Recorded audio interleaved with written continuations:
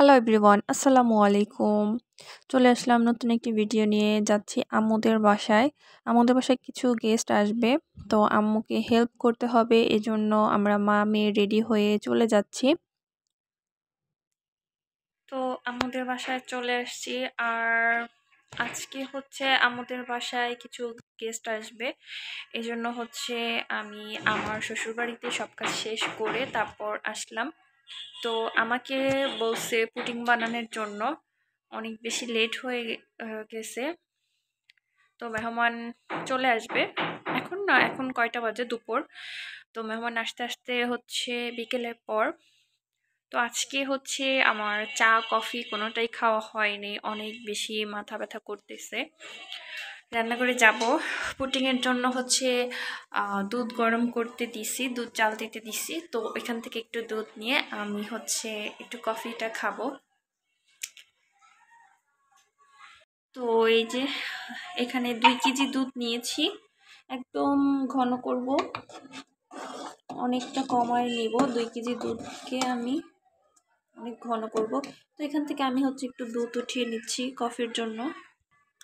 কফিটা বানিয়ে নিচ্ছি, এখন কফিটা বসে বসে খাবো। আর হচ্ছে আমার মতো কার কার চা বা কফির অভ্যাস আছে?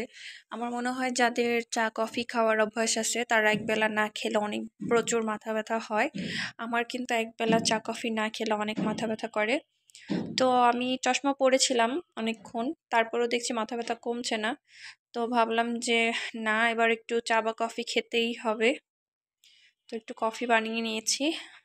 কফিটা শেষ করে আমি হচ্ছে খাবার খেতে বসলাম। আজকে ফুপুদের বাসায় একটা দাওয়াত ছিল, তো সেখানে শুধু আব্বু গিয়েছে, আমরা কেউ যেতে পারিনি, গেস্ট আসবে এজন্য। তো এজন্য ফুপু হচ্ছে বিরিয়ানি পাঠিয়ে দিয়েছে, বসে বসে খাচ্ছিলাম। আর আমার মেয়ে হচ্ছে বিস্কিট খাচ্ছিল। আর বিরিয়ানিটা খুব বেশি মজা হয়েছিল। তো চুলাতে তো দুধ বসিয়ে দিয়েছি, আর আমার পুডিংটাও কিন্তু প্রায় হয়ে গিয়েছে। এরপর হচ্ছে অনেকগুলো আইটেম আনা হয়েছে, প্রায় হচ্ছে 20 পদের আইটেম হবে। সব কিছু আমি দেখাতে পারিনি, অনেক কাজ ছিল। তো সব কিছু হচ্ছে যে আনন্দ, আমানিয়া, তারপর ডিসেন্ট, হ্যাঁ, এগুলো থেকে পুরান ঢাকা থেকে যত দরকার সবগুলো খাবার নিয়ে আসছে। তো এখানে হচ্ছে কিছু খাবার সাজানো হয়েছে।